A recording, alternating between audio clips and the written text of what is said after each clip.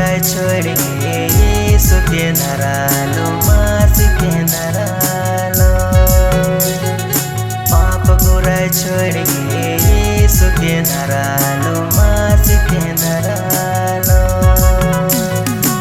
यीशु कर सुंदर वचन सुन के दिला लगी गेला मोरा मना लगी गेला।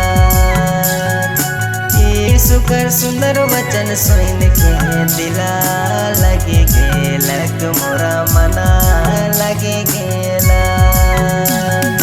पाप बुराई छोड़ के यीशु के धरालो मसीह के धरालो।